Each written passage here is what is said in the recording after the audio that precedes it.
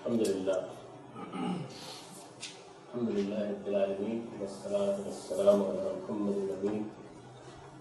اعوذ باللہ من الشیطان الرجیم بسم اللہ الرحمن الرحیم۔ خواتین و حضرات،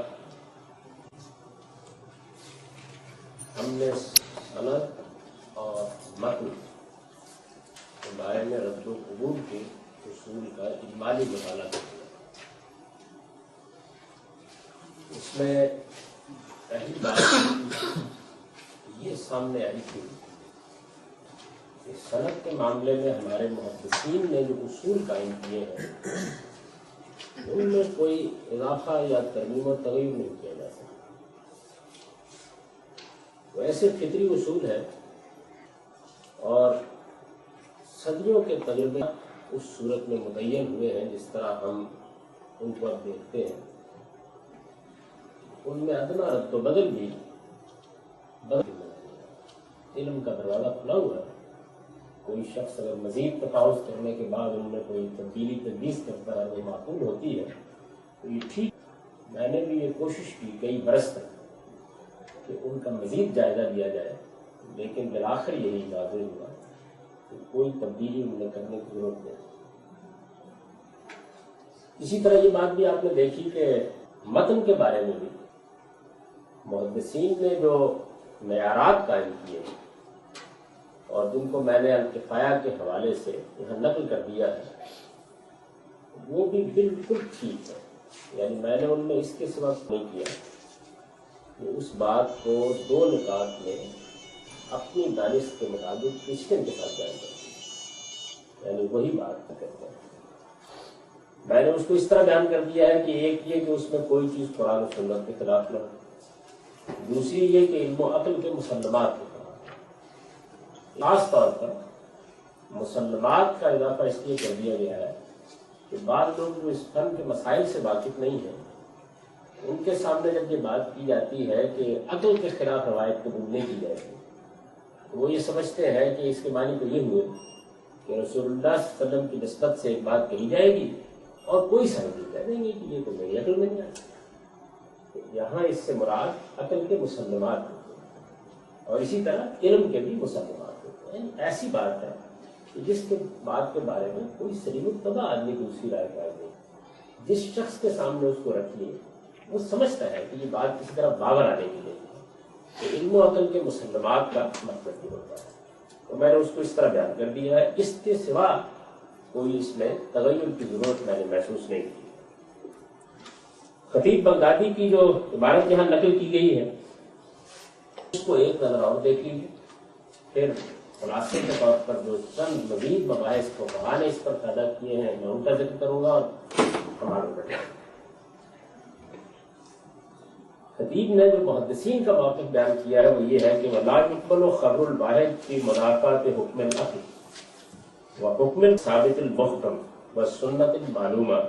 وَالْفِعْلِ الْجَارِي مَجْرَى السُّنَّةِ وَكُلُّ دَلِيلٍ مَقْطُوعٍ بِهِ۔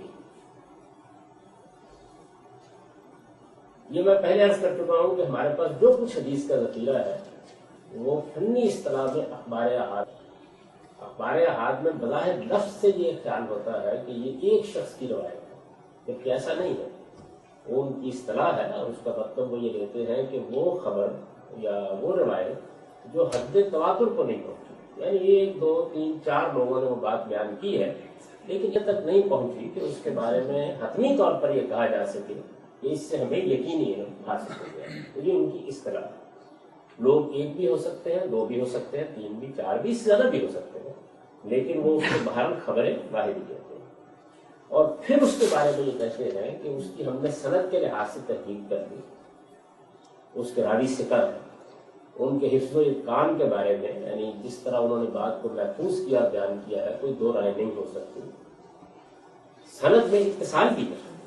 یعنی ایسا نہیں ہے کہ اس میں کوئی انقطاع ہے، جو پوری چین ہے اس کے بارے میں ہم نے تحقیق کر کے دیکھ لیا کہ اس شخص نے واقعی اس شخص کا زمانہ پایا ہے، اس نے اس کے ساتھ ملاقات کی ہے، جو بھی تحقیق کے ذرائع ہو سکتے تو ان کی روشنی میں یہ معلوم ہو جاتا ہے کہ سند میں کوئی انقطاع نہیں، یہ ہم نے دیکھ لیا۔ خود جو سند کے اندر بعض علل انہوں نے دریافت کیے اور یہ ایک بڑی فنی بحث ہے یعنی بعض اوقات ایک آدمی یہ خیال کرتا ہے کہ اس چین میں یا اس سند میں یا اس کے سلسلے میں کوئی ایک جگہ نہیں ہے، لیکن وہ مختلف کرائم سے بتا دیتے ہیں کہ اس کی نوعیت یہ ہے، تو وہ ساری چیزیں وہ کہتے ہیں ہم نے دیکھ لی، اس کے بعد بھی خبر واحد اس صورت میں قبول نہیں کی جاتی جب عقل اپنا فیصلہ اس کے خلاف چلا، یعنی ان سارے مراحل سے بعد بھی قبول نہیں کی جائے گی، اس لیے کہ ہمیں رسول اللہ صلی اللہ علیہ وسلم کی طرف ایک بات کی نسبت کرنی ہے، اور اگر کوئی چیز خلاف عقل ہے تو چونکہ اخبار احاد سے یقینی علم حاصل کرتا ہے تو ہم اس کو حضور کی طرف منسوخ نہیں کریں گے، ہم اس کا، اور یہاں عقل سے بھی مراد ہوگی، یعنی وہ عقل نہیں ہے کہ جس میں آدمی بعض اوقات ایسے ہی ایک منطقی سا قضیہ قائم کر دیتا ہے، مسلم بات ہے، انسانیت اس کو محسوس کرتی ہے، جس معقول آدمی کے سامنے بات رکھتی ہے یہ بات ٹھیک نہیں ہو سکتی کسی طریقے سے، اس کے خلاف جب عقل اپنا فیصلہ سنا دیتی ہے پھر اس کو قبول نہیں کیا جائے گا، وہ قرآن مجید کے کسی ثابت اور محکم حکم کے خلاف ہے۔ اس کی تھوڑی سی وضاحت میں کر دیتا ہوں، یہ بحث آپ کو یاد ہوگی، میں نے آپ کو یہ بتایا تھا کہ یہ لوگ یہ کہتے ہیں کہ ایک چیز ہے کسی چیز کا قطعی ثبوت ہو، مثلا قرآن مجید کی ہر آیت قطعی ثبوت ہے، وہ ثابت ہے کہ اللہ تعالیٰ نے نازل کی ہے، ثابت ہے کہ رسول اللہ صلی اللہ علیہ وسلم نے ہم کو دی ہے، اس کے قرآن کی آیت ہونے یا کلام الہی ہونے یا رسالت مآب صلی اللہ علیہ وسلم کی نسبت سے ہم تک پہنچنے میں دو رائے نہیں، یہ تو واضح ہو گیا، لیکن اس آیت کے بارے میں بحث ہو سکتی ہے کہ اس کے معنی کیا ہے، اس کا مفہوم کیا ہے، اس کا مدعا کیا ہے، جس کو وہ ظنی دلالہ کے تعبیر سے بیان کرتا ہے، تو یہاں ان کی مراد یہ ہے کہ وہ حکم ثابت بھی ہو قرآن کا اور محکم بھی ہو، یعنی ظنی دلالہ نہ ہو، اگر دو احتمالات ہیں تو پھر کسی آدمی کو حق حاصل ہے کہ اس میں ترجیح دے دے، لیکن یہ کہ اگر ایسا ہے ایک واضح بات ہے، قرآن مجید نے اس کو بیان کر دیا ہے، اس کے بارے میں کوئی دو رائے نہیں ہو سکتی، ہر معقول آدمی اس سے وہی مطلب لیتا ہے، عربی زبان سے واقف کوئی آدمی اس کے بارے میں تردد میں مبتلا نہیں ہوتا، پھر اس روایت کو رد کر دیا جائے گا۔ بس سنت المعلومہ، یہ سنت المعلومہ کے ساتھ جو معلومہ کی تعبیر اختیار کی گئی ہے یہ اسی حقیقت کو بیان کرتی ہے، معلومہ مطلب یہ کہ اس پہ اجماع ہے، ہر شخص اس سے واقف ہے، کسی کے لیے وہ اجنبی نہیں ہے، اس کو کبھی محدثین السنت الثابتہ کی اصطلاح میں بیان کرتے ہیں، کبھی السنت المعلومہ کی اصطلاح میں بیان کرتے ہیں، تو یہ وہی چیز ہے، اور یہ دیکھیے کہ یہاں پہ سنت کا لفظ استعمال کیا انہوں نے الگ سے، یعنی وہ ایک اسٹیبلش چیز ہے اور اس کے بارے میں تو دو رائے نہیں ہو سکتی، اب خبر واحد اگر اس کی آ گئی ہے تو پھر ہم اس کو رد کر دیں گے۔ والفعل جاری بدل سنت، یعنی کوئی چیز جو ہے وہ نبی صلی اللہ علیہ وسلم کے بعد صحابہ کرام کے ہاں ایک طریقے کے طور پر جاری ہو گئی، اس چیز کے بارے میں سب لوگ کہتے ہیں کہ یہ ٹھیک ہے، لیکن یہ کہ اب خبر واحد ہمارے پاس آ جاتی ہے اور وہ آ کرتی ہے کہ معاملے کی نوعیت یہ نہیں، میں نے مثال دی تھی اس کی کہ سیدنا ابوبکر صدیق رضی اللہ عنہ کی خلافت کا، اب ظاہر ہے کہ یہ ایک ایسی بات ہے کہ جس بارے میں تاریخی لحاظ سے کوئی بحث نہیں ہو سکتی، جس کو میں نے بیان کیا نا علم کے مسلمات، یعنی علمی لحاظ سے یہ چیز تو غلط نہیں ہو سکتی، جنگ صدیم ہوئی ہے، جنگ جمل ہوئی ہے، تو اس طرح کے واقعات جو جاری ہیں جن کے بارے میں دو رائے نہیں ہو سکتی، وہ کہتے ہیں اس میں بھی اگر کوئی خبر واحد ایسی آ جاتی ہے کہ جو مثال کے طور پر یہ کہتی ہے کہ نہیں اصل میں تو حضرت عمر کو کوئی خبر آیا جائے تو نہیں، یہ نہیں کی جا سکتی، ایسی باتیں قابل اعتنا نہیں ہوتی۔ وہ کل دلیل مکتوب ہے، یعنی ایک ایسی دلیل ہمارے پاس موجود ہے کسی چیز کے بارے میں یہ بالکل قطعی، بالکل قطعی، یعنی عقلی دلیل، فطری دلیل، کسی چیز کو ہم نے اخذ کیا ہے اور عمومی اصولوں سے اخذ کر لیا ہے اور اس کے بارے میں مطمئن ہے کہ یہ بات تو ایسے ہی ہونی چاہیے، اس کے خلاف اس وجہ سے محدثین نے اس معاملے میں جو معیار قائم کیا ہے وہ یہ عام طور پر جو ہمارے ہاں لوگ بیان کر دیتے ہیں کہ بس اس صنعت کے لحاظ سے اگر روایت ٹھیک ہے تو پھر اس کے بعد اس کو بحث کرتے ہیں، یہ صورتحال علم کی دنیا میں نہیں، جو چیز اصل میں پیدا ہوئی وہ یہ کہ اس معیار کو ساتھ کچھ جلیل القدر لوگوں نے کام کیا، جیسے امام بخاری نے کام کیا، امام مسلم نے کام کیا، اصل میں جیسے فقہ میں ایک عمومی اعتماد ائمہ اربعہ کو حاصل ہے، اسی طریقے سے محدثین میں سے بھی بعض جلیل القدر لوگوں کو یہ عمومی اعتماد حاصل ہوا ہے، جس کا میں نے ابن الصلاح کے حوالے سے ذکر کیا تھا۔ اس عمومی اعتماد کی وجہ سے لوگ یہ سمجھتے ہیں کہ جو کچھ بھی معیار تھا اس کا اطلاق کر کے انہوں نے ہمارے سامنے ایک کتاب مرتب کر کے رکھ دی ہے، اب اس پہ مزید بحث نہیں کرنی چاہیے، تو یہ کم و بیش وہی بات ہے جو فقہ میں تقلید کے اصول پر بیان کی جاتی ہے، یہاں پر بھی اسی طرح بیان کی جاتی ہے، ورنہ جہاں تک صاحب فن لوگوں کا تعلق ہے وہ اس بات کو مانتے ہیں کہ ضرورت ہوگی، اور اگر کسی روایت کو ہم محسوس کرتے ہیں کہ وہ علم و عقل کے مسلمات پر پوری نہیں کرتی تو اس کو ہم قبول نہیں کریں گے۔ یہاں زیر بحث رد و قبول ہے، یعنی اس کو پھر رسول اللہ صلی اللہ علیہ وسلم کی نسبت سے نہیں جانا جائے گا۔ یہ تو محدثین کے موقف کا خلاصہ ہے، اور چونکہ وہی اس فن کے ائمہ ہے اس وجہ سے حدیث کی بحث میں انہی کی بات کو اہمیت دینی بھی چاہیے۔ یہ جو انہوں نے کسوٹیاں بیان کی ہیں وہ ٹھیک، یعنی میرے نزدیک اس میں کوئی بحث نہیں ہو سکتی۔ ہو سکتا ہے کہ کسی شخص کے ذہن میں وہ مباحث ہوں جو استاذ امام نے آبادی تدبر حدیث میں کی ہے، اس میں وہ یہ محسوس کرے کہ بعض اور چیزوں کو بھی اس میں شامل کرتے ہیں۔ مثلا اس میں ایک چیز یہ بھی انہوں نے بیان کی ہے کہ اصحاب علم و معرفت کا ذوق بھی فرق ہے، اور اس کے لیے خود کفایہ ہی سے بہت سی مثالیں دی ہیں کہ محدثین نے اس کو ایک کسوٹی کے طور پر مانا ہے۔ یہ چیز یعنی اس میں کوئی شک نہیں کہ ابتدا میں جب روایات ترتیب پا رہی تھی تو یہ چیز بھی بڑی اہمیت ہے۔ ایسے اہل علم جو محسوس کرتے ہیں کہ یہ دین کے مجموعی مزاج میں بات ٹھیک نہیں کرتی، اس کو وہ مختلف اسالیب میں بیان کرتے تھے کہ یہ چیز ہے صاف نظر آ رہا ہے کہ یہ رسالت پاک صلی اللہ علیہ وسلم کی بات نہیں ہو سکتی،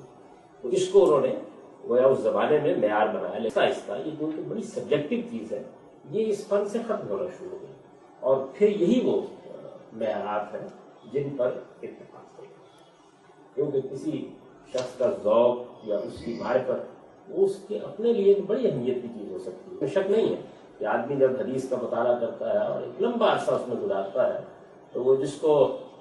مولانا مودودی نے بیان کیا تھا کہ ایک جوہری کسی اس کے اندر صلاحیت پیدا ہو جاتی ہے، یعنی اس کے سامنے آپ رکھتے ہیں تو وہ بے تکلف کہہ دیتا ہے کہ یہ ٹھیک نہیں ہے، کھوٹا سکہ، یہ سونے میں ملاوٹ ہے، یہ چیز نہیں کہ اس کو قبول کیا جا سکے۔ لیکن چونکہ یہ چیز ایسی ہے اس کو آپ معیار بنا کر دوسروں کے سامنے نہیں رکھ سکتے، یعنی یہ تو ایک بالکل داخلی چیز ہے۔ اس داخلی چیز سے تحقیق کا دروازہ تو کھلتا ہے، آدمی کے اندر کچھ سوچنے کے دائیات تو پیدا ہوتے ہیں، وہ کھٹک جاتا ہے اور یہ خیال کرتا ہے کہ اب اس پہ مزید تفاوض کرنا چاہیے، لیکن جب وہ پیش کرے گا ایک چیز کو تو وہاں تو قطعی معیارات مانگے جائیں گے۔ تو اس وجہ سے محدثین نے جس چیز کو کس طریقے سے بیان کیا ہے میرے خیال میں یہی درست ہے، یہی ٹھیک ہے۔ میں نے آپ سے عرض کیا کوئی تبدیلی اس میں نہیں کی، سوائے اس کے کہ اس کو دو نکات میں سمو کر بیان کر دیا تاکہ ہر شخص اس کو دو لفظوں میں دوسروں کے سامنے لا سکے۔ یہ تو محدثین کا معاملہ ہے۔ اس کے بعد جی یہ اس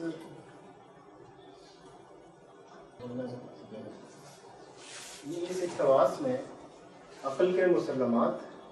اور دلیل قطعی، کیا یہ ایک ہی چیز کے دو پہلو ہیں یا ان میں اگر کوئی فرق ہے تو کچھ مثال سے واضح ہو سکتا ہے؟ جی دیکھیے بات یہ ہے کہ عقلی مسلمات تو میرے آپ کے سب کے یکساں ہوتے ہیں، یعنی وہ ایسی چیز نہیں ہے کہ جس کے بارے میں کسی خاص فن کے آدمی کے پاس جاتے ہیں۔ عقلی مسلمات تو اصل میں انسانوں کی مشترک بات، تو جب وہ یہ کہتے ہیں کہ منافی نہ ہو تو اس سے ان کا مطلب یہ ہوتا ہے، کل دن بہی کا مطلب یہ ہوتا ہے کہ یہ لوگ، یہ آگے بحث میں کرنے والا تھا، یہ لوگ اجتہاد کرتے ہیں، یعنی ہر صاحب علم دین کے مجموعی ذخیرے کو سامنے رکھ کر کچھ اصولوں کا استخراج کرتا ہے، ان اصولوں کو جب استخراج کرتے ہیں تو کچھ قطعی اجتہادی اصول اس سے واضح ہو جاتے ہیں، یعنی معلوم ہو کہ دین مجموعی مزاج سے یہ بات نکلتی ہے، اس کو پھر وہ کہتے ہیں کل دلیل مکتوب ہے، یعنی یہ دلیل وجود میں قطعی ہو گئی، اس کے پیچھے قرآن کا بھی کوئی اصول کھڑا ہوا ہے، یعنی یہ تو نہیں کہ کوئی آیت آپ بیان کر سکتے ہیں، اس کے پیچھے سنت کا بھی عمومی تعامل کھڑا ہوا ہے، اور دین کو بحثیت مجموعی آپ جب دیکھتے ہیں تو یہ اجتہادی اصول بنتا ہے اس کے نتیجے میں۔ مثال کے طور پر دیکھیے کہ یہ اصول ہے کہ لا ضرر ولا ضرار، کہ بھائی جو بھی آپ کے بیع و شراء کے معاملات ہوں اس میں نہ آپ کو نقصان پہنچنا چاہیے نہ دوسرے کو نقصان پہنچنا چاہیے، یہ ایک اجتہادی اصول ہے۔ یا مثلا یہ فقہ کا اصول ہے کہ الضرورات تبیح المحظورات، بڑی مشہور کتاب ہے الاشباح والنظائر کے نام سے، اس میں اس طرح کی بے شمار چیزیں آپ کو ملیں گی جو انہوں نے نکالے ہیں۔ ضرورات تبیح المحظورات کا مطلب یہ ہے کہ آدمی کو ایک چیز لاحق ہو گئی، یعنی ذرا یہ استقرار سے وسیع چیز ہے،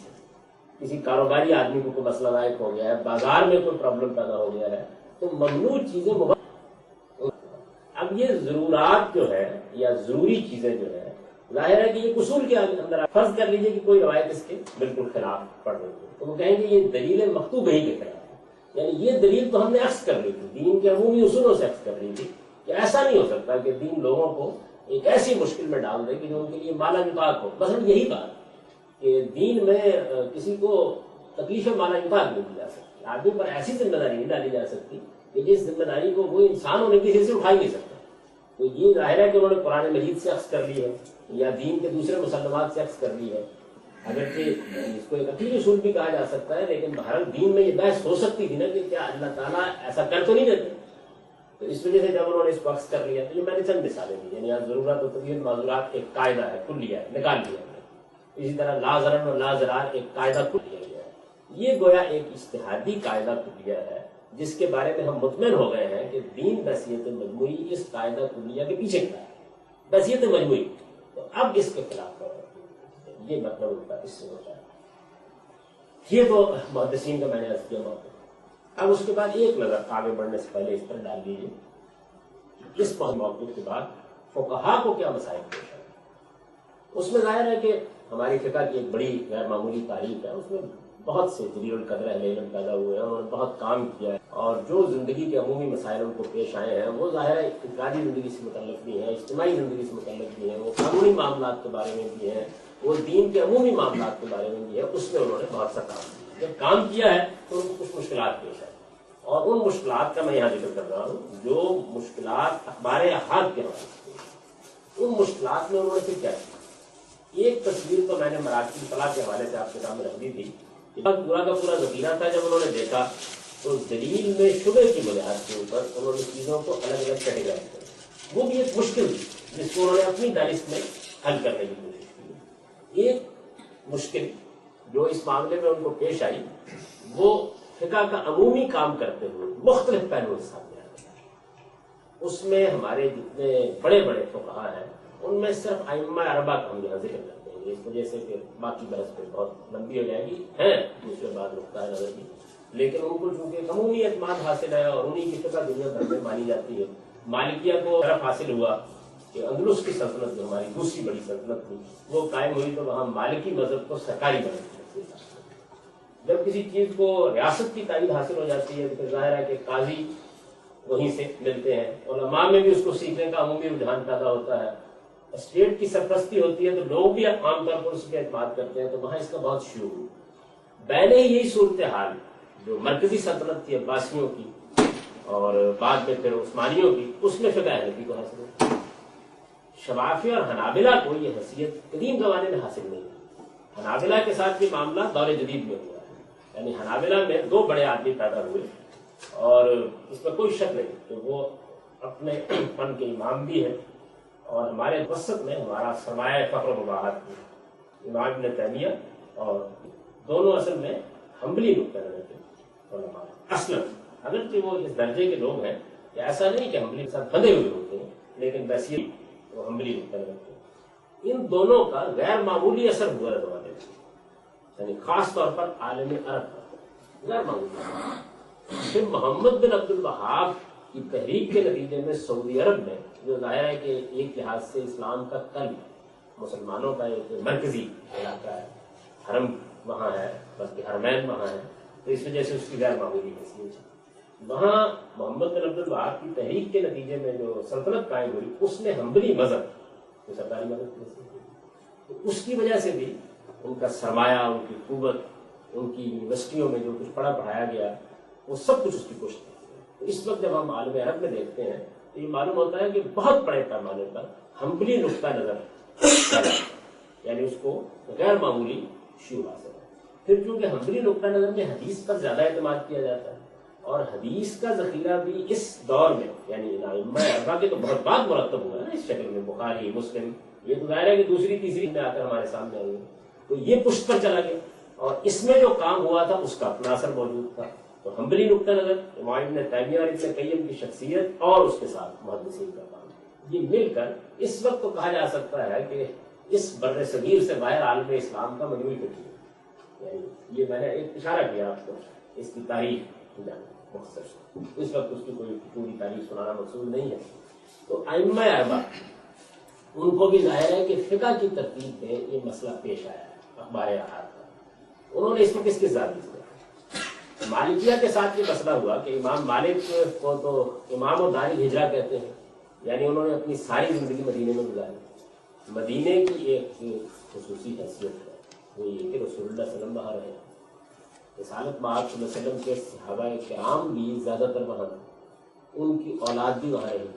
تو مدینہ ایک چھوٹی سی بستی تھی، تو یہ عمومی اعتماد اس کے بارے میں پیدا ہو گیا کہ جو کچھ سیاسی کام اس طرح کی چیزیں ہیں وہ باہر تو ہیں، خلفائے راشدین وہاں رہے ہیں، اور ایک عمومی لحاظ سے وہاں دین آپ کوئی بات،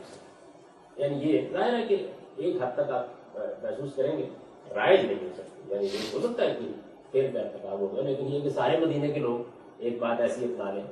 تو امام مالک نے اس مشکل کو حل کرنے کے لیے جو اخبار احاد سے پیدا ہوتے ہیں، بعض ایسی چیزیں سامنے آ جاتی ہیں نا کہ جو ایک عمومی رویے کے خلاف ہوتی ہیں، تو انہوں نے آگے بڑھ کر یعنی یہ جو کسوٹیاں ہیں، یہ جو معیارات ہیں، یہ تو اس صورت میں نمودار ہوئے. انہوں نے یہ کہا کہ بھائی ہمارے ہاں جو عمل اہل مدینہ ہے، اگر وہ اسٹیبلش صورت میں ہمیں مل جائے گا تو اس کے خلاف کسی اور دیار میں اگر کوئی خبر واحد، یعنی یہ اصول انہوں نے بنایا. نبی صلی اللہ علیہ وسلم کے حوالے سے کوئی چیز مدینے میں رہی، مدینے میں نسل بعد نسل تو کم و بیش 100 سال رہے، اور انہوں نے وہاں درس و تدریس کا فریضہ انجام دیا. مسجد نبوی میں بیٹھ کے پڑھتے پڑھاتے رہے، موطا وہیں مرتب کی انہوں نے. تو ان کو اس معاملے میں بہت اصرار تھا، اور یہ ان کے ہاں پھر ایک اصول تھا کہ عمل اہل مدینہ اگر اسٹیبلش شکل میں ہمارے پاس موجود ہے، ایک چیز مدینے میں دین کی حیثیت سے آئی ہے اور کوئی چیز اس کے خلاف کسی اور پیار میں بیان ہوتی ہے، تو یہ ہم قبول کرنے کے لیے تیار ہیں. اس میں بہت بحثیں آئی. لیس بن سعد کا جو خط میں نے آپ کو سنایا تھا، اور اس طرح کی بہت سی بحثیں پیدا ہو گئی، کیونکہ لوگ کہتے تھے کہ یہ آپ اصل میں رسول اللہ کے علم کو ایک شہر کے ساتھ محدود کر رہے ہیں. صحابہ کرام وہاں سے نکل گئے، ہو سکتا ہے کہ کوئی بات کسی صحابی کے علم میں ہو، کیونکہ اخبار احاد کا معاملہ یہی ہے. تو یہاں پر اس کو زیادہ فروغ نہ حاصل ہوا ہو، تو اس طرح کی لوگوں نے بہت، اور یہ ایک بڑا مارکارہ باب ہے اس معاملے میں کہ عمل اہل مدینہ کے ساتھ کیا معاملہ ہے. یہ مالک کیا مشکل پیش ہے، انہوں نے اس کا حل نہیں نکالا. اچھا، پھر حنفیہ ہے ہمارے یہاں کہیں پر. حنفیہ نے 2 چیزوں پر بہت اصرار شروع کر دیا، اور وہ آج تک کرتے ہیں. یعنی اصول میں تو کرتے ہیں، یہ الگ بات اس کے شروع کے نتیجے میں اب ان کے ہاں کچھ معذرت خانہ رویہ ہو جاتا ہے، لیکن اصول میں وہ اس پہ اصرار کرتے ہیں. انہوں نے یہ کہا کہ جی معاملات 2 طرح کے ہوتے ہیں. ایک تو وہ معاملات ہیں کہ جو کسی 1 2 4 آدمیوں سے متعلق ہوتے ہیں، لیکن ایک معاملہ ایسا ہے کہ جس معاملے کی خبر سب کو ہونی چاہیے. معاملہ ایسا ہے نہیں کہ وہ 1 2 آدمیوں کے ساتھ زیر بحث ہے. اس کے لیے وہ اصطلاح استعمال کرتے ہیں عموم بلوا. یعنی معاملہ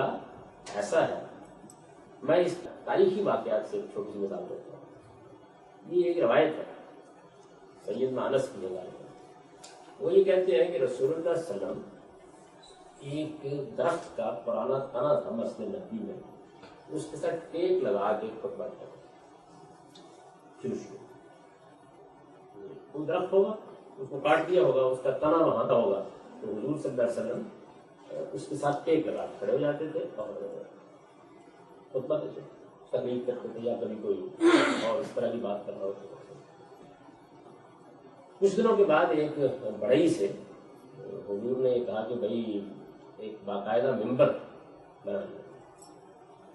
تو اس نے لکڑی کاٹی، اس میں بڑا تفصیلی ذکر ہے. لکڑی کاٹی اور پھر اس کے بعد کافی دن وہ اس ممبر کو بنانے میں لگا رہا، اور 3 4 سیڑھیوں کا ممبر بنا دیا. ٹھیک وہی جگہ ہے جو آپ نبی میں دیکھتے ہیں جہاں پر وہ ممبر رکھا ہوا ہے، نبی صلی اللہ علیہ وسلم نے بنایا. جب وہ ممبر بنا دیا گیا تو حضور صلی اللہ علیہ وسلم پہلی مرتبہ خطبہ دینے کے لیے اس پر کھڑے ہوئے. تو جب بھی یہ محسوس ہوا کہ وہ تنا رو رہا ہے، اس میں سے رونے کی آواز. تو حضور ممبر سے اترے گئے، آپ نے اس کے اوپر ہاتھ رکھا، تو پھر وہ کیا ہے کہ یہ واقعہ تمہیں پیش آیا، بڑے اجتماع میں پیش آیا. اب احناف یہ کہتے ہیں کہ یہ واقعہ ایک انس کی ہے. کیا ایسا ہے کہ غیر معمولی کسی تنے کا رونا ہے، غیر معمولی واقعہ ہے.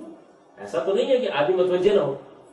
ہر آدمی اس کے بارے میں مطلب ہوا ہوگا، عمومی اس کا چرچا ہونا چاہیے.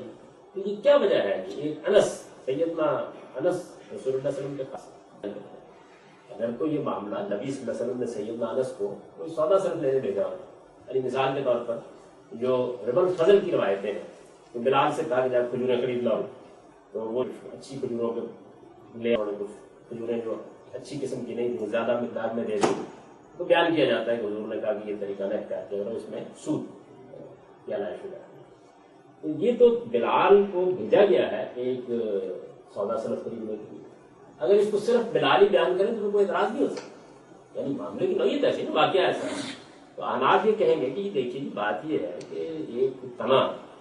رو رہا ہے اور جمعے کے اجتماع میں اس کے رونے کی آواز آ رہی ہے، رسول اللہ صلی اللہ علیہ وسلم نے خطبہ روکا ہے جیسے کہ روایت بیان کرتی ہے، اور آپ گئے اور آپ نے شفقت کا ہاتھ اس کے اوپر رکھا اور اس کے بعد وہ خاموش ہوا.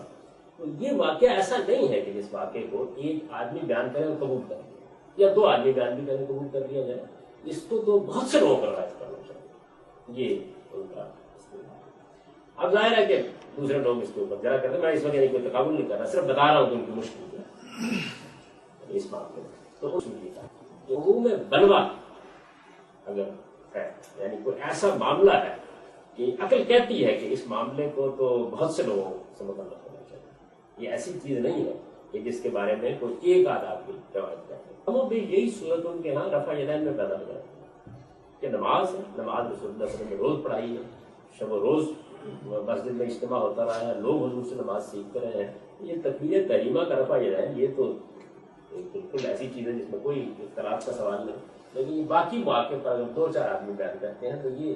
یعنی چیز ایسی ہے، نماز چیز ایسی ہے کہ جو عموم بلوا کی چیز ہے، روز مرہ کی چیز ہے، ہر آدمی کی دیکھنے کی چیز ہے، ہر آدمی کی دلچسپی کی چیز ہے. تو اس وجہ سے اس میں ایک دو تین آدمی کی روایت ہم قبول نہیں کریں، یعنی یہ ان کا طریقہ ہے. اس میں بات بڑی دلچسپ قسم کی بحثیں ہیں. آپ کو یاد ہوگا کہ ہمارے عزیز عمار نے ایک سلسلہ مضامین لکھا ہے حال ہی میں اشاعت میں، کئی قسطوں میں شائع ہوا ہے، جس میں انہوں نے احناف نے اس اصول کی بنیاد پر روایتوں کی تنقید کی، یعنی بہت سی روایتیں بیان کر دی ہیں کہ دیکھیے یہ روایتیں صحیح روایتیں، ان کے اوپر کوئی سند کے لحاظ سے جرم نقد نہیں ہو سکتا، لیکن احناف اس کو بلوا کے خلاف سمجھ سکتے، یعنی ان کا خیال یہ ہے کہ ٹھیک ہے. دوسری چیز جو انہوں نے کی وہ یہ تھی کہ ہمارے پاس ایک اجتہادی اصول ہے، وہ ہم نے نکال دیا. اجتہادی اصول کا مطلب یہ ہوتا ہے کہ ایک قاعدے ضابطے کی بات ہے، قرآن کے کسی حکم سے بھی وہ ایک فرع کے طور پر نکل رہی ہے، سنت کے کسی حکم سے بھی فرع کے طور پر نکل رہی ہے، وہ ہم نے نکال لیا، اور جس کو وہ اپنی اصطلاح میں کہتے ہیں قیاس کی بنیاد پر ہم نے ایک اصول بیان کر لیا. اب ہمارے پاس جو اس کے خلاف ہم نے قیاس کی بنیاد پر انالوجی کرنی، ایک چیز کو دوسری چیز سے مماثل کر کے ہم نے کہا کہ یہی حکم وہاں بھی ہونا چاہیے. تو یہ ہم جب کر کے فارغ ہو گئے تو روایت ہمارے سامنے آئی. جو روایت ہمارے سامنے آئی اس روایت میں بات ایسی بیان ہوئی ہے کہ اب یا ہم اسے مانیں یا اس چیز کو مانیں جو ہم نے ایک عقلی اصول کے طور پر نبی صلی اللہ علیہ وسلم کے کسی عمل سے نکال لی ہے یا قرآن سے نکال لی ہے. تو کیا کریں؟ تو انہوں نے پھر ایک اور اصول قائم کیا. انہوں نے کہا کہ پھر ہم یہ دیکھیں گے کہ روایت کرنے والا صحابی کون ہے. تو اس لیے انہوں نے تقسیم کی اور انہوں نے کہا کہ بعض صحابی فقہائے صحابہ ہے. فقہائے صحابہ کا مطلب یعنی یہاں یہ اصطلاحی معنی میں استعمال نہیں ہوتا، اس کا مطلب ہے وہ صحابہ کہ علم فہم کے بارے میں عمومی، مثلا روایت سیدنا عمر یا سیدہ عائشہ روایت کر رہے ہیں، یا سیدنا ابو بکر روایت کر رہے ہیں، یا معاذ بن جبل روایت کر رہے ہیں، یا ابو عبیدہ بن الجراح روایت کر رہے ہیں. یہ وہ لوگ ہیں کہ جو علم و فہم کے لحاظ سے بڑے ممتاز ہیں، اور اسی طرح بہت سے دوسرے صحابہ. لیکن مثال کے طور پر میں سب مثال کے طور پر کر رہا ہوں، ابو ہریرہ روایت کر رہا ہوں، وہ یہ کہتے ہیں کہ یہ راوی ہے، یعنی ان کا فہم، ان کی بصیرت ایسی نہیں ہے کہ ان کے اوپر اس طرح کا اعتماد کیا جائے کہ ایک عقلی اصول سے نکلنے والی چیز کو ہم چھوڑ دیں. چنانچہ فقیہ صحابی کی اگر روایت ہے تو ہم اپنے قیاس کو چھوڑ دیں اس کے مقابلے میں، اور غیر فقیہ صحابی کی روایت ہے تو پھر ہم اپنے قیاس کو ترجیح دیں. یعنی احناف نے ان دو چیزوں پر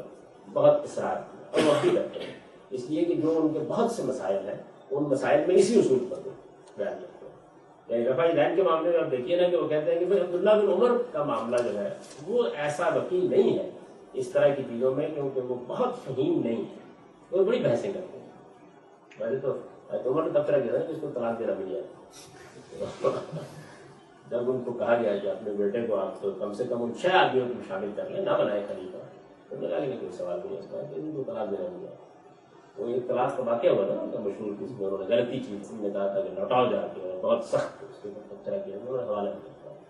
اب وہ کہتے ہیں کہ ایک طرف عبداللہ بن عمر ہے، ایک طرف عبداللہ بن مسعود.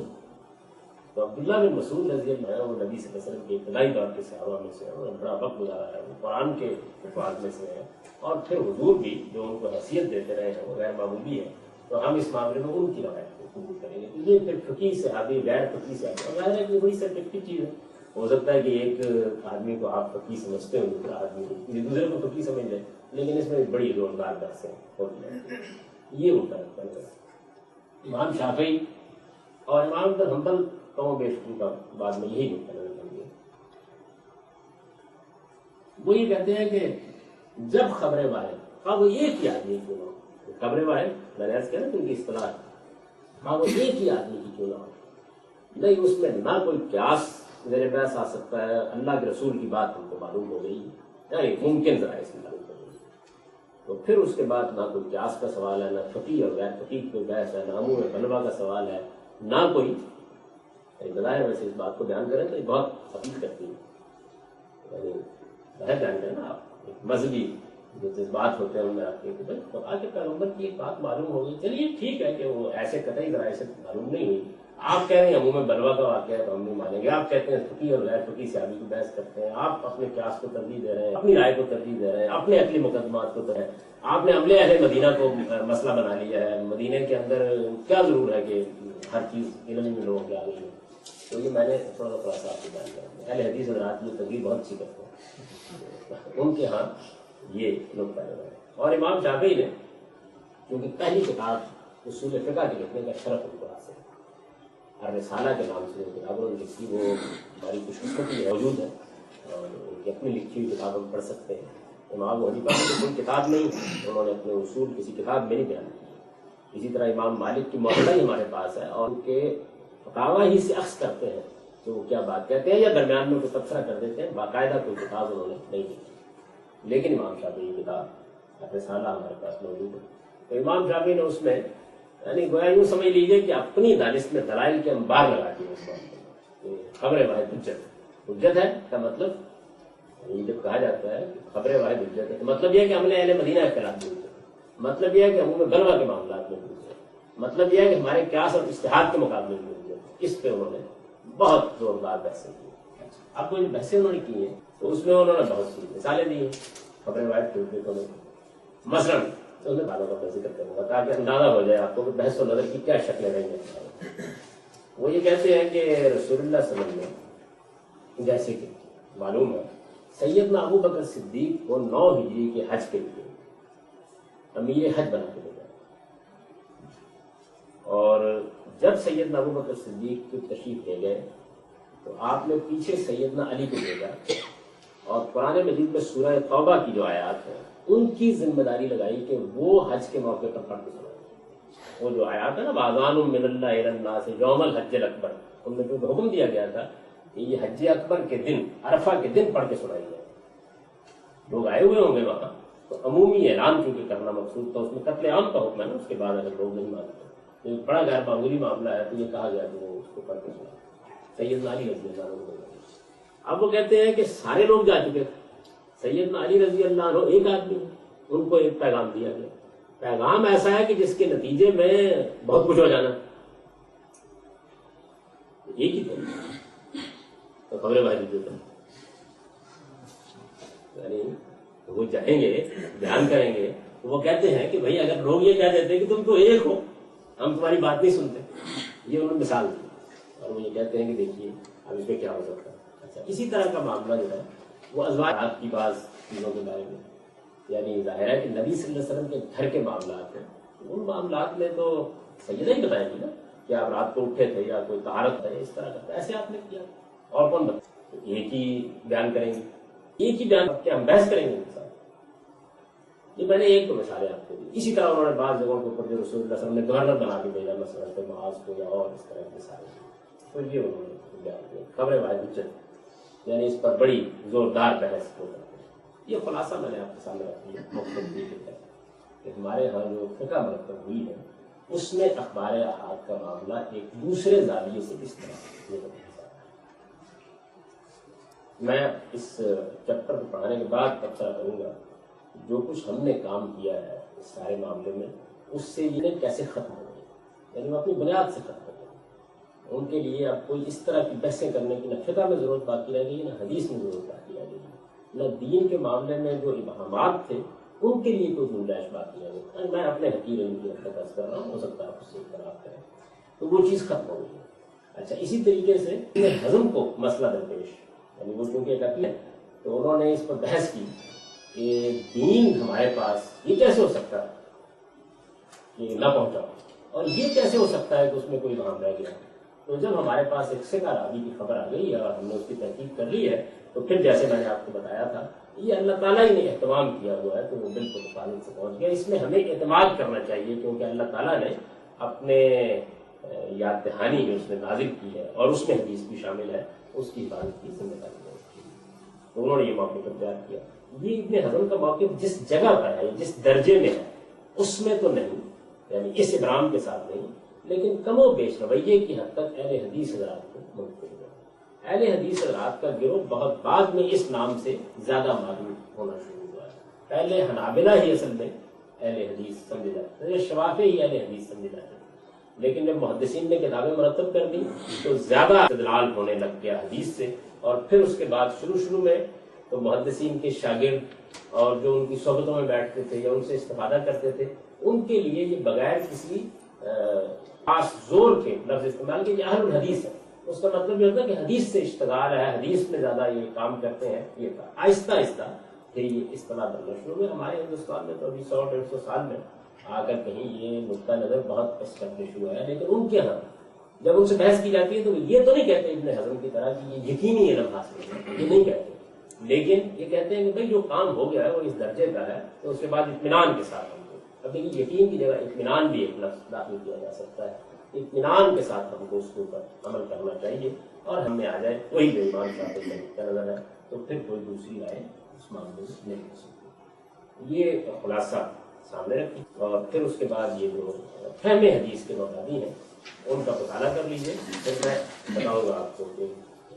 اس کے کیا نتائج ہمارے سامنے آتے ہیں. 11 منٹ اس کے بعد اب فہم حدیث کے مبادی کے لیے، یعنی ایک روایت ہمارے پاس آئی، سند کے لحاظ سے ہم نے محدثین کے معیار پر اس کو پرکھا، اس میں نے صرف ایک چیز پر زور دیا کہ اس معیار کا اطلاق بے لاگ اور روح ہے کو بتایا، یعنی اس میں پھر یہ چیزیں آپ داخل نہ کریں. اس کا مطلب یہ داخل نہ کریں بلکہ جو معیار قائم کر دیا جائے وہ بڑا فطری اور عقلی معیار ہے، اس کو آپ بے لاگ طریقے سے نافذ کریں. اور متن کے لحاظ سے وہ سب چیزیں دیکھ لی. اب جو کچھ بھی ہمارے پاس آ گیا اس کو سمجھنا ہے، جیسے ہم قرآن کو سمجھتے ہیں. ہم نے اس سے پیچھے قرآن میں تو یہ بحث نہیں تھی نا، وہ اجماع سے ثابت ہے، اس کا لفظ اللہ تعالیٰ کا ہے، اس میں یہ بحث نہیں تھی. اس کے باوجود ہم نے اس میں بہت سے اصول کا مطالعہ کیا کہ قرآن کو سمجھنے کے لیے کن چیزوں کو پیش نظر رکھنا چاہیے. تو یہاں وہ چیزیں زیر بحث ہیں. اس کے بعد اب فہم حدیث، ایک ہے حدیث کے رد و قبول کے اصول، یعنی روایت کو ماننا ہے یا نہیں ماننا، وہ زیر بحث آ گیا. اب ہم نے مان لیا ایک روایت کو، تو سمجھا کیسے جائے. یعنی روایت جو ہے سند کے لحاظ سے بھی ٹھیک ہے اور ان کسوٹیوں پر بھی پوری اترتی ہے، بلکہ ان کسوٹیوں پر پورے اترنے کے عمل ہی میں سمجھنے کا عمل شروع ہو جاتا ہے. اس لیے کہ وہ فیصلہ ہوگا کیسے، تو سمجھنے کے کیا اصول. پہلی چیز عربیت کا ذوق. یہ بات یاد ہوگی کہ قرآن مجید میں بھی سب سے پہلا اصول یہ بننا، یعنی اس میں تو قرآن کی زبان کی نوعیت سے بحث آ گئی. تو یہاں عربیت کا ذوق، پہلی چیز یہ ہے کہ قرآن کی طرح حدیث کی زبان بھی عربیت معاملہ ہے، یعنی حدیث کی زبان اپنی نوعیت کے لحاظ سے وہی زبان ہے جس میں قرآن معاملہ ہے، نوعیت کے لحاظ سے. ایک تو قرآن کا اپنا شکو، اپنی شان، اپنی نوعیت، وہ بالکل الگ چیز ہے، اور اس میں کہ زمین آسمان کا فرق ہے، لیکن زبان تو وہی جو قریش بولتے تھے، عرب کے لوگ بولتے تھے۔ پہلی چیز یہ ہے کہ قرآن کی طرح حدیث کی زبان بھی عربی معلیٰ ہے،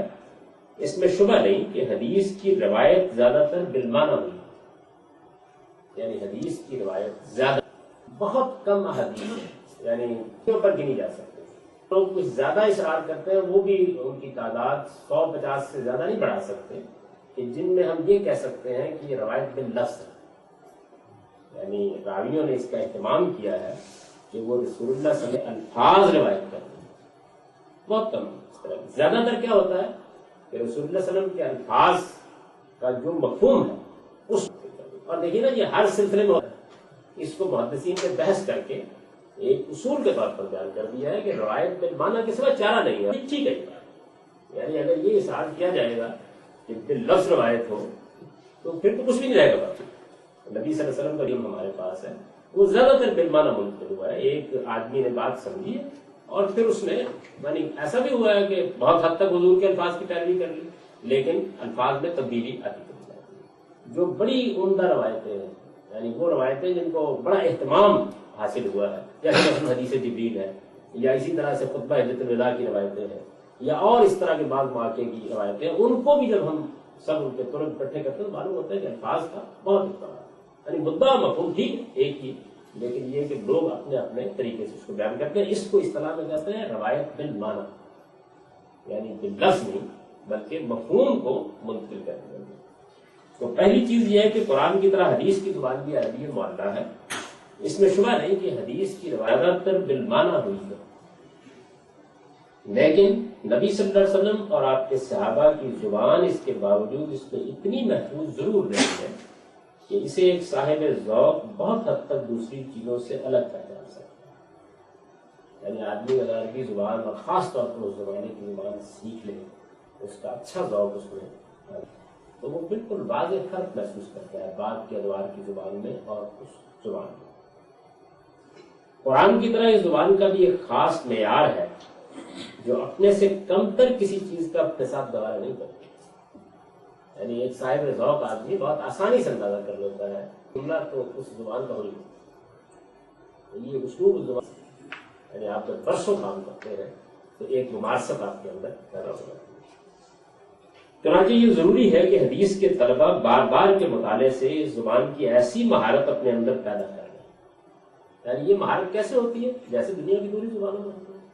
شیکسپیئر کے زمانے کی زبان کو آپ بار بار پڑھتے ہیں، اس کی چیزیں پڑھتے ہیں، اس دور کی چیزیں پڑھتے ہیں، تو ایک خاص ذوق اس کا پیدا ہو جاتا ہے۔ غالب کے زمانے کی اپنی زبان ہے، یعنی ہے اردو ہی، لیکن اگر آپ موجودہ زمانے کے اخبارات کی اردو جانتے ہیں تو آپ غالب کے اسلوب، انداز، محاورے، بات کرنے کے طریقے کو اپریشیٹ نہیں کر سکتے۔ تو یہ ایک ذوق ہے جو آدمی کے اندر پیدا ہو جاتا ہے۔ یہی معاملہ حدیث کے وسیع مطالعے سے پیدا ہوتا ہے۔ جیسے قرآن مجید کا مطالعہ کرنے کے بعد جملے کی کنسٹرکشن کیسی ہوتی ہے، یعنی اس میں بہت فرق ہے۔ قرآن مجید کا ایک خاص انداز ہے جملے کی تعریف، جو آدمی قرآن مجید کو بہت پڑھتا رہے تو اس کے بعد اس سے اس کو ممارست کرتا رہے، بلکہ آج کی زبان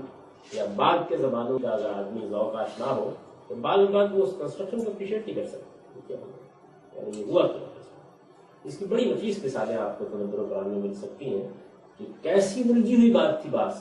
جب وہ بدلا ہے زبان کے صحیح ذوق میں آ کر جب اس کو دیکھا گیا ہے تو وہ کیسی صاف ہو گئی، یعنی محض پیچھے انہوں نے اصل میں تعریف گڑ جملہ ایسے بنا دیا، تو اس جملے کی آپ ایک خاص طریقے سے جب پوزیشن اپنے اندر پیدا کر لیتے ہیں تو بالکل واضح ہو جاتا ہے کہ یہ اصل میں بات ہے۔ بعض جگہوں پر بڑی مال کا آغاز ایسے تدبر قرآن میں اس نوعیت کی، ایسے ہی امام فرائی نے اپنے رسائل میں بہت عمدہ بحثیں کی بعض جگہوں کے اوپر زبان کے پہلو سے، کہ دیکھیے یہ جملہ جو ہے یہ اصل میں عربی زبان میں ایسے ہے، عربی سے، اور پھر اس کے نظائر شواہد کو اتنے جمع کر دیتے ہیں کہ آدمی کو بالکل اطمینان ہو جاتا ہے، اور یہی چیز آہستہ آہستہ اگر کوئی صاحب ذوق آدمی ہو تو اس میں پیدا ہو جاتی ہے۔ چنانچہ یہ ضروری ہے کہ حدیث کے طلبہ بار بار کے مطالعے سے اس زبان کی ایسی مہارت اپنے اندر پیدا کر دیں کہ نہ الشیخ و الشیخۃ جیسی چیزوں کو محض زبانی کی رد کر دینے میں انہیں کوئی تردد ہو۔ یہ اشارہ ہے اس آیت کی طرف جس کے بارے میں کہا جاتا ہے کہ یہ قرآن میں تھی اور بعد میں نکال دیا۔ रजम की बहस में ये आयत ज़ेर बहस आती है। फ़िक़्ह में एक बाकायदा उसूल है जिस पर बहुत मुफस्सल बहसें की गई हैं, और वो उसूल ये है कि कुरान मजीद में बाद ऐसी आयतें हैं जिनका हुक्म बाकी है लेकिन वो कुरान से निकला, यानी मनसूखुल हुक्म आयतें सलामत उनकी की जाती है, माफ कीजिएगा, मनसूखुल कलामत आयतें हैं, हुक्म उनका बाकी है, यानी ये एक मुस्तकिल उसूल है, उनमें से ये आयत है। और ये जो वाक़या है वो सैयदना उमर मंसूब किया गया है कि उन्होंने एक मौके के ऊपर लोगों को मुखातब करके खुतबा देते हुए कहा कि कहीं तुम रजम के मामले में गलती न कर बैठना। रजम कुरान में है और हमने इसको पढ़ा है, इसको बहुत अच्छी तरह अर्ज़ किया है, इस पर नबी सल्लल्लाहु अलैहि वसल्लम के दौर में अमल किया है। और ये आयत अगर मुझे ये अंदेशा ना होता कि लोग इसको इख्तलाफ के साथ कबूल कर लेंगे तो मैं मुसहफ के हाशिए पर लिख दूँ। और बुखारी में जो रवायत है, मैंने आपको सुना दी खुलासा उसका, बुखारी में जो रवायत है उसमें बस यहाँ बात खत्म हो गई, लेकिन मुअत्ता में ये पूरी की पूरी आयत भी मौजूद है। आयत ये है कि अश्शैख़ व अश्शैख़तु इज़ा ज़निया फ़रजुमूहुमा अलबत्तत। आप लोगों में जिन लोगों को कुरान पढ़ने का वैसे ही ज़ौक़, आप नहीं देखेंगे कुरान मजीद में इस तरह कोई चीज़, यानी एक तो है ना आदमी जुबान का बहुत अच्छा ज़ौक़ कर रहा है, मगर अलबत्तत का लफ्ज़ ही कुरान के लिए, ये अरबी का लफ्ज़ है। कुरान मजीद का कमाल ये है कि बाद अरबी जुबान के अल्फाज हैं जिनको बिल्कुल इस्तेमाल नहीं करते। तो मैंने आपसे अर्ज़ किया था कि भी के लिए आज़म का लफ्ज़ पूरे कुरान में, यानी वो लफ्ज़ कुरान के ज़ौक़ पर ही पूरा नहीं करता। तो ये तो एक अलग बात है। वैसे ही अगर आप इसको सुने शेख हो शेख तो अच्छा, फिर ये है कि दिलचस्प बात ये कि जो हुक्म साबित करना है उससे, वो तो ये साबित करना है कि शादीशुदा अगर बदकारी का इर्तिकाब करे तो उसे रजम करे, और जो अल्फाज है वो है बुढ़ा और बूढ़ी, भाई इनकी क्या शाबत है, एक तो बेचारे वैसे ही शेख हो शेख। अच्छा, फिर ये कि अब इसमें कई पहलू, यानी ये इज़ा ज़निया जो है सीगा अरबी जुबान के आम कायदों के लिहाज से ठीक है, लेकिन जो आदमी कुरान को जानता है वो ये जानता है कि कुरान मजीद जो है वो इस तरीके से फिर भी इस्तेमाल करेगा। ये वो चीज़ है जिसको मैं सवाल कुछ नहीं कह सकता कि आप कुरान की जुबान का ज़ौक़ पैदा करें, वरना ये वाक़या है कि कुरान मजीद जो कुरान की जुबान में कुछ अर्सा आदमी बसर कर रहे हैं वो बिल्कुल पुकार उठते हैं कुरान इस तरफ फिर ठीक है, यानी अरबी जुबान में जना यजनी से मुसन्ना का सीगा है, ठीक है, लेकिन कुरान का एक अपना अंदाज है ना फेल को इस्तेमाल करने का। अब देखिए ना, मतलब उसने इस तरह के मौज़ूआत पे जानिया तो बज़ानी फजल या सारे को बस सारे का तो, यानी उसका अपना एक अंदाज है बात करने का, तो उसमें ये ज़निया कहीं ठीक नहीं है। अच्छा, इसी तरीके से अश्शैख़ तो ठीक है बुढ़े के बानी में, लेकिन क्या इससे शेखा भी इस्तेमाल होता है? यानी ये बात है, मैं भी अगर अरबी लिखूँ तो नहीं इस्तेमाल करता, इतना पस्त है इसमें, यानी ये नहीं। कुरान मजीद तो खैर बड़ी बुलंद चीज़ है। अश्शैख़ शेखतु इज़ा ज़निया फ़रजुमूहुमा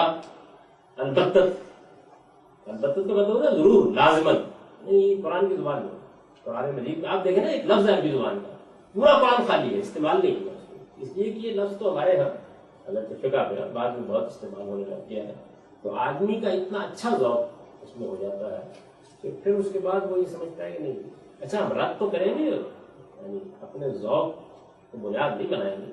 लेकिन ये कि रद्द तो करने के दूसरे दलाइल होंगे, लगता है कि आदमी रुक तो जाएगा ये क्या चीज़ है। और यहाँ सूरत ये है कि ये हदीस नहीं है लहज़, वो ये कहते हैं कि कुरान की आयत है जो नाज़िल हुई, इस पर अमल किया गया, इस पर अमल सारी उम्मत करने की मुकल्लफ है क़यामत तक के लिए, और से निकाल दी। अपनी सवाल पैदा होता है कि एक आयत का हुक्म बाकी है, तो वो आयतें तो कुरान में है कि जिनका हुक्म मनसूख हो गया, वो कुरान में है और ये आपने निकाल दिया। इस ज़माने में बहस बहुत हुई है, मुझे मालूम नहीं कि इस ज़माने में जो कुछ उलमा ने हमारे नुक्ता नज़र पर तनकीदें लिखी तो आपकी नज़र से गुजरी है नहीं गुजरी, लेकिन उनमें सबसे जो दिलचस्प तनकीद थी वो मुफ्ती जलील अहमद थानवी साहब की फर्जियत रजम गालिबन किताब का नाम है, अगर मैं गलती नहीं कर रहा, तो उसमें उन्होंने लिखा था, जिसमें वो बड़ा अच्छा जुमला था उनका कि हमारे इस्लाही साहब को किसी इफ्सादी ने खराब कर दिया। تو اس میں انہوں نے بحث کی تھی کہ یہ اس میں کوئی ایسی تردد کی بات نہیں ہے، یہ جو آیت ہے شیخ آخر مسلمانوں کی آزمائش بھی تو کر دیں گی، وہ ایک آیت کو نکال دیں اس کے بعد بھی مانتے ہیں نہیں مانتے. اس کا پڑھنا تو نہیں ہوگا تو پتا کر چلا جی وہ تو حدیث بیان کرتے ہیں، روایت بیان کرتے ہیں ایسا وقت جی. یہ میں 2 سطر پڑھ. اچھا الشیخ و الشیخہ جیسی چیزوں کو میں زبانی کی بنیاد پر رد کر دینے میں انہیں کوئی تردد ہو،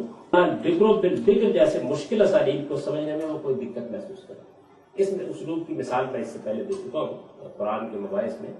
کہ عربی زبان کا ایک خاص انداز ہے جس کی بہت اچھی مثال قرآن مجید میں الحر بالحر والعبد بالعبد، یہ بھی اسی کی مثال ہے. یعنی اس کا ترجمہ لوگ عام طور پر یہ کہیں کہ آزاد کے بدلے میں آزاد کو قتل کیا جائے، غلام کے بدلے میں غلام کو قتل کیا جائے، یہ ترجمہ عام طور پہ کر دیتے ہیں. تو ٹھیک ترجمہ یہ نہیں ہے اس کا بات. اس کا اگر آپ بالکل ٹھیک بھی زبان جانتے ہیں اس کو ترجمہ یہ ہونا چاہیے کہ آزاد قاتل ہو تو اس کے بدلے میں وہی آزاد، غلام قاتل ہو تو اس کے بدلے میں وہی غلام. اسی اصول کے اوپر آپ یہ دیکھیں گے کہ میں نے ربل فضل کے مسئلے کو آگے بحث آئی ہے، وہ بھی ایک بڑا نازک مسئلہ ہے، اس کو حل کیا ہے. وہاں بھی زبانی کا اسلوب ہے، البر بالبر میں وہی استعمال ہوا. تو البکر بالبکر میں بھی بڑی بحث ہو گئی. یعنی مطلب تو یہ ہے نا کہ یہ اصل میں بدکاری کی سزا میں یہ روایت ہے، عبادہ بن صامت کی روایت کے الفاظ ہے کہ اگر کوئی کوارا کواری کے ساتھ بدکاری کا ارتکاب کرے، یہ نہیں ہے بلکہ یہ کہ کوارا فائل ہو یا مفعول. ظاہر ہے کہ بدکاری کا ارتکاب 2 ہی سے ہوگا، تو وہ دونوں کے بارے میں جیسے قرآن نے زانیہ اور زانی کے الفاظ استعمال کیے ہیں تو پھر یہ اسلوب بھی عام ہے. اس کو سمجھ لیتا ہے آدمی بہت آسانی کے ساتھ. لغوی اور نحوی مشکلات کے حل کے لیے بھی یہ مہارت ناگزیر ہے. ان فنون کے ماہرین نے جو کچھ اس بات میں لکھا ہے اس پر آدمی کی نظر عالمانہ ہونی چاہیے. زبان کی نزاکتوں اور عربیت کے اسالیب سے واقفیت کے بغیر کوئی شخص بھی حدیث کی مشکلات کو حل نہیں کر سکتا. یعنی قرآن کی بھی نہیں حل کر سکتا اور حدیث کی حل نہیں کر سکتا. زبان بہت اچھی آتی ہے، یہ مطلب ہے اس کا. تو اب آپ سوال پڑھیے. یہ 7:45 ہے، 8 ہے، 8:15